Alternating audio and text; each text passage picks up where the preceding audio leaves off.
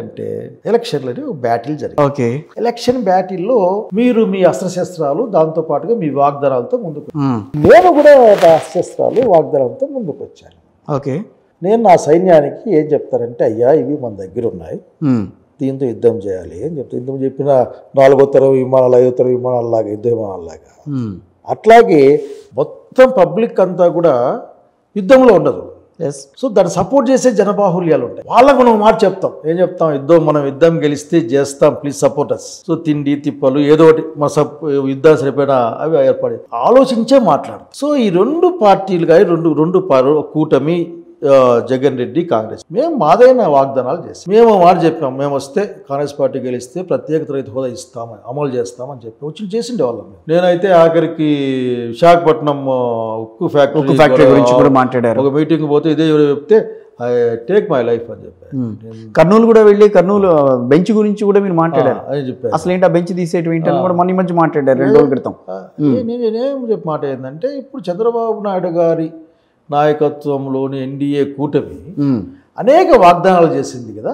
చేసే ముందు దాంట్లో ఫీజిబిలిటీ పాసిబిలిటీ లెక్కేసుకు కూడా చేస్తే మీరు జనాన్ని మభ్యపుచ్చేకి మాట్లాడారు. పెన్షన్ పెంచుతాను, నేను ఆర్టీసీ బస్సు ఇచ్చేస్తాను, నేను గెలిచిన వెంటనే ఇస్తామని చెప్పారు.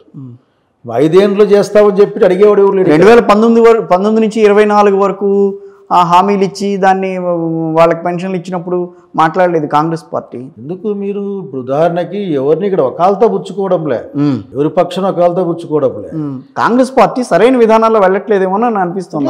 అనిపిస్తుంది ఎందుకంటే మీకు అట్లా అంటే బాగుంటుంది అనుకుంటున్నారు కాబట్టి. నేను అనుకోవటం కాదు, కాంగ్రెస్ పార్టీ విషయం ఏంటంటే, విభజించింది అడ్డగోలుగా విభజించిన తర్వాత ఏ రకంగా రాష్ట్రం ముందుకెళ్తుందనే ఆలోచన లేకుండా విభజించిన తర్వాత రాష్ట్రం ఏ రకంగా ముందుకెళ్తుందనే విషయంలో వాళ్ళకంత ఆలోచన ఉంటుందా? ఇప్పుడు మీరు కూడా అడ్డగోలుగా అనే మాట, అడ్డగోలుగా ఎట్లా పార్లమెంట్లో పెట్టారు, అందరూ మాట్లాడారు, అందరూ ఓట్లేశారు. ఇప్పుడు సోకాల్డ్ పార్టీలన్నీ ఓటేశారు. ఓటైన పార్టీ చెప్పండి నాకు, ఒకసారి వింటా నేను.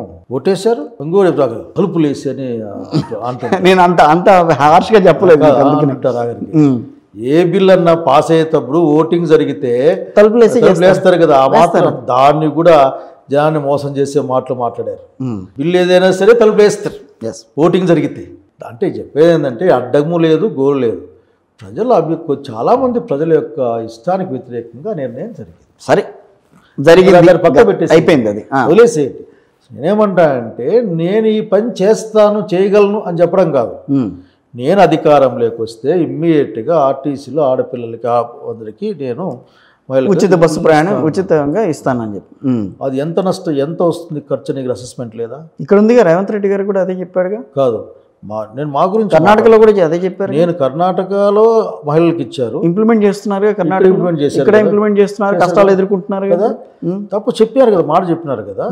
మరి అక్కడ మీరు మాట చెప్పారు కదా, అడిగిపోతే ఖజానా ఖాళీ, మీరు చెప్పారు ఖజానా ఖాళీ అయిపోయిందని మాకు అనేక మీటింగ్లో చెప్పారు. మీరు అంతా 12 లక్షలు 13 లక్షలు అప్పులు చేశారు, ఆ తర్వాత అని చెప్పుకొచ్చారు. మొదట 2.5 లక్షలు అన్నారు, ఆ తర్వాత జగన్మోహన్ రెడ్డి గారు వచ్చేటప్పటికి 2 లక్షలు అన్నారు, ఇప్పుడు ఆయన దిగేటప్పటికి 10 లక్షలకు వచ్చిందని అన్నారు, ఇప్పుడేమో 12 లక్షల దాకా వెళ్ళిందని అంటున్నారు. వినేది అన్నారే అసెంబ్లీలో ఇచ్చిన రిపోర్ట్లో, మా మిత్రుడు కేశవ్ గారు వచ్చే రిపోర్ట్లో ఏమంటాడంటే, ఎవరైనా మాట ఇచ్చేద్దాం, వాడు మోసం చేశాడు కదా, నువ్వు మోసగాడు అంటే అది ఆన్సర్ కాదు. నువ్వు ఏంటి చెప్పు, రైట్, నువ్వు ఇచ్చిన దాన్ని అమలు చేస్తావా లేదా? సూపర్ 6లు అన్నావు, ఇస్తావా లేదా?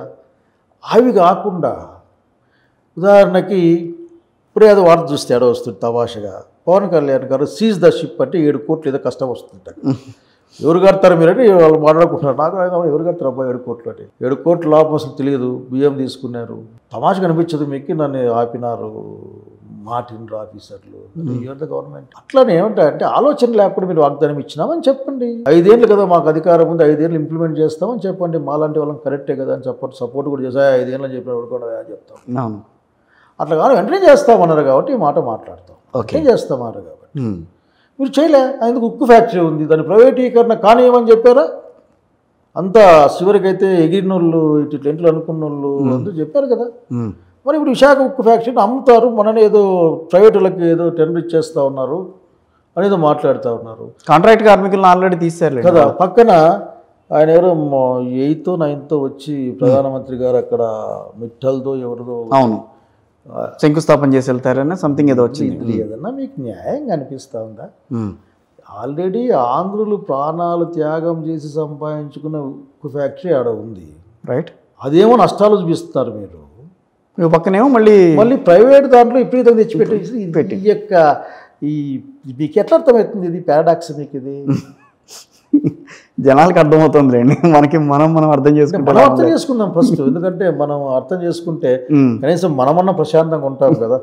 కరెక్ట్. సో ఇదేంటంటే వాళ్ళు చెప్పే మాటకి చేసేదానికి తేడా. ఓకే.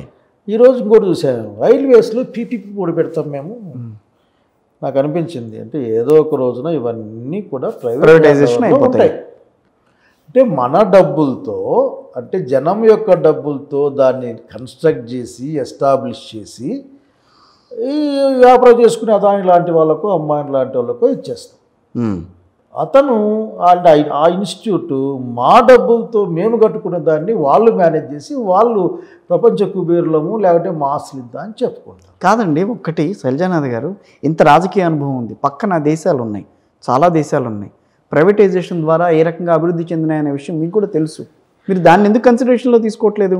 అంటే నేను అడిగేది ఒక్కటే, ఇందులో మీ డబ్బులతో పెట్టుకోండి, ఎవరో అన్నారు మళ్ళీ మీ దగ్గర ఉన్న లక్షలాది కోట్ల రూపాయలు ఉంటే మా బ్యాంకులతో కాకుండా బ్యాంకులకి దాదాపు ఇంతమంది ఇన్ని లక్షల కోట్లు ఎగ్గొట్టారు మనం ఆడుకుంటున్నాం. ఎవరు డబ్బులు అవి? అదేంటి మొన్న ఆయన విజయ్ మాల్యా అంటున్నాడు, నా దగ్గర నాకున్న అప్పు ఇంత అయితే దానికి 50% ఎక్స్ట్రా అమౌంట్ తీసుకున్నారని చెప్పి ఆయన వాపోయిన పరిస్థితి ఉంది. అది నాకు తెలియదు.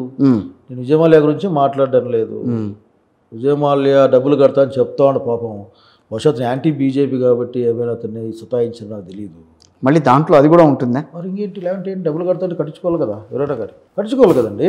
నేను డబ్బులు కడతా, నీకు ఎంత బాగున్నాను వడ్డీ సహా కడతా అంటే కట్టించుకోవాలి కదా. మీరు కట్టించుకోకుండా నిన్ను లోపలేస్తాం రా మాట్లాడదామంటే అతనుగా ఎందుకంటే సరే ఇవంతా వేరే ఇష్యూ. సరే, అవును, దాని జోలికి ఎందుకు కానీ కానీ బ్యాంకులు రుణాలు మాఫీ చేస్తాయి.